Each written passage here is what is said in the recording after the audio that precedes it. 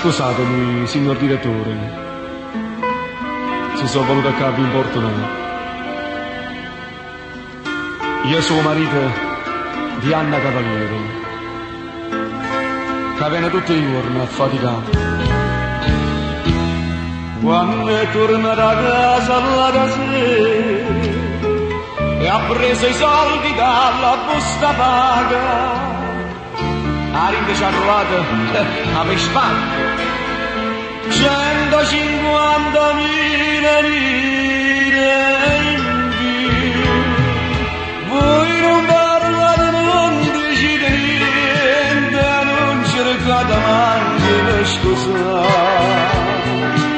Dicimi che non sbaglio veramente, pigliate questi sordi direttori. Però scordatevi a sto capriccio, a che si succedesse una calamata. Parola mia, ma quando è certo Dio, io faccio resta senza pietà.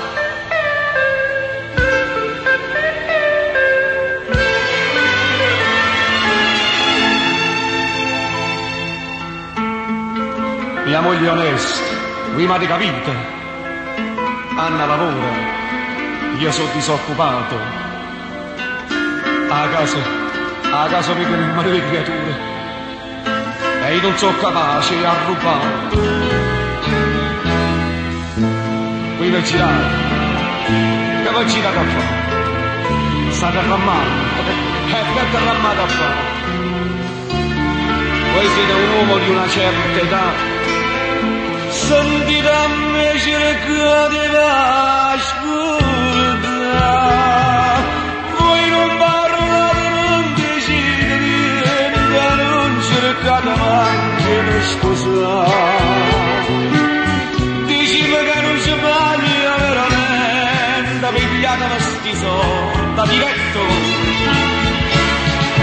Però scordatevi questo capriccio, a che si succedesse una calamata. Parola mia, ma quando è certo a Dio, io faccio resta senza pietà. Aspettate, mo vari, la voglio dire la verità. Tant'anni fa, la mamma è stata commessa, è stata innamorata mia. E quando mi ricettero aspettano figlia, io l'abbandonai senza pietà. E poi cercate da parasto cercare, a chi aspettate che non va abbracciate.